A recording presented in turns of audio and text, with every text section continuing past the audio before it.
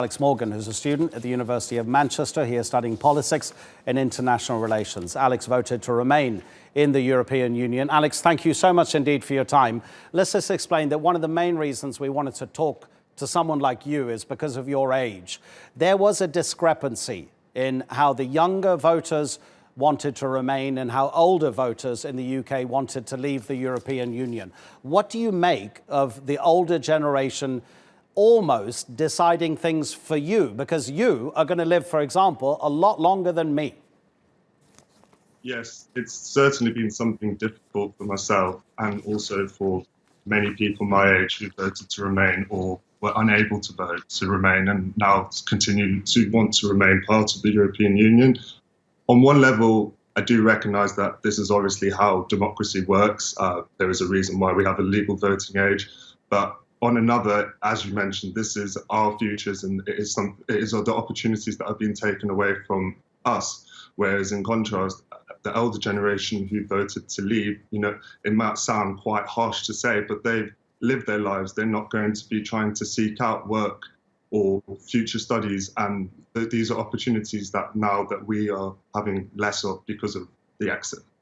There's a very macabre analysis about where the UK is now in its relations with the European Union, because this analysis says that enough older people who voted to leave have actually died since the referendum in 2016, and enough, say, for example, 16-year-olds are now old enough to be able to vote legally, and that therefore, if there was a vote right now, those younger people would sway the vote in favour of Remain. But what do you say to the older people who tell your generation, the 18 to 25s, that actually you guys didn't turn out in enough numbers? And if you had, maybe the result would have been different. But it is what it is, because not enough of you turned out. No, and absolutely, that is definitely a valid criticism that can be directed to us. But as you rightly pointed out, in highlighting that YouGov and People's Vote poll that was issued in January of last year, we've now seen just purely from a demographic change that the outcome of a referendum would be completely different to what we saw in 2016. And I think that in itself is evidence to highlight the importance of rethinking this issue. Also, the complexities surrounding Brexit. It has changed day to day. The type of relationship that we're going to have with the European Union, that is still an uncertainty, and that's something that's still going to have to be negotiated over the next 11 months.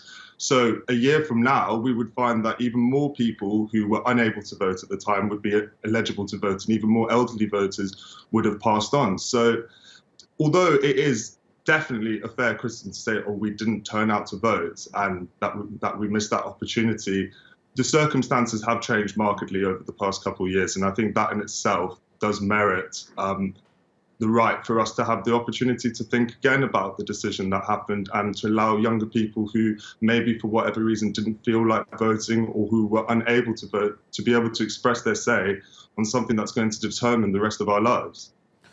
Alex, what's your interpretation of why the country actually voted to leave? It was very, very narrow. 52% voting to leave, 48% to remain.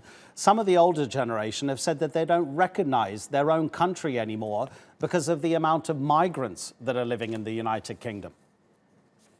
I mean, I would challenge them that firstly on the basis that that generation lived through the biggest migration of immigrants into the UK thanks to the post-World War settlements, which saw that the UK bring in migrants from former colonies such as the Caribbean, India, and across Africa, and they lived through that period.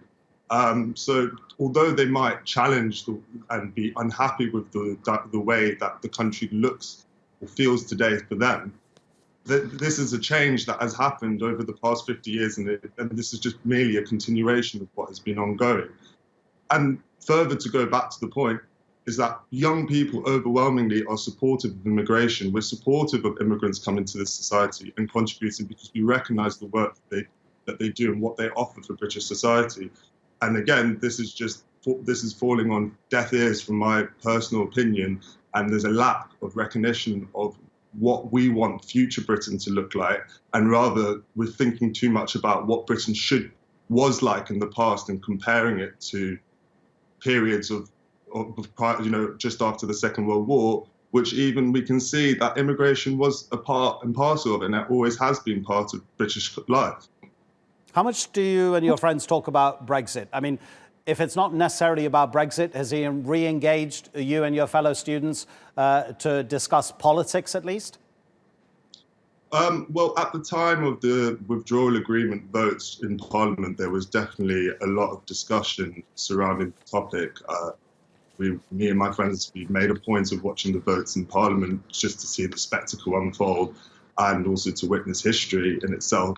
And we were frequently discussing and criticising the path that Theresa May was taking in the negotiations.